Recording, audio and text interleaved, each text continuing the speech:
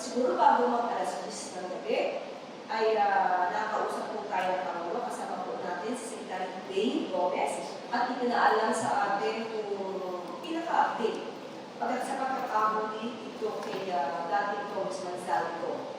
At siya po ang naunang magdalita, nag-post ng update patungkol po dyan.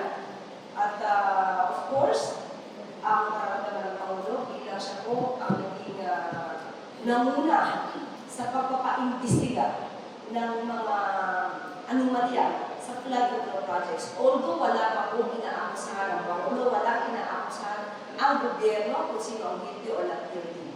Pero kung kayo ay nababanggit na maaaring may kinalaman, nararapat lamang po na imbestigahan. So ngayon po na may kaso, dahil ang pagkakaiba naman po kay Santiago, meron na po siyang kaso at ang kanyang passport po ay cancel. So lumalabas na siya yung fugitive.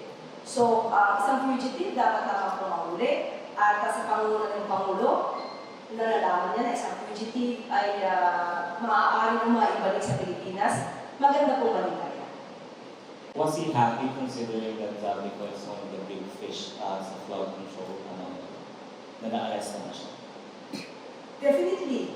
Dahil sabi nga po natin, ang utos po niya, managot ang dapat na managot. Kung isang tao po ay may warrant of arrest, fugitive, cancel ang passport, sino po ang hindi matutuwa na ang isang taong fugitive ay maibabalik sa Pilipinas para managot?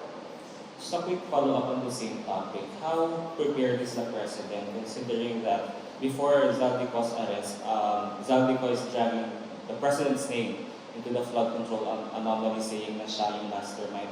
How prepared is he considering kapag bumalik si Zaldico in the Philippines, he would have a tell-all of the things behind the flood control scandal? Ang dapat na tanong dyan ay kung handa ba si Zaldico na magsabi ng katotohanan. Kung handa ba siya na sabihin kung sino. Kung hindi natin sinasabing siya guilty. Kung sino ba yung kanyang mga nakasama.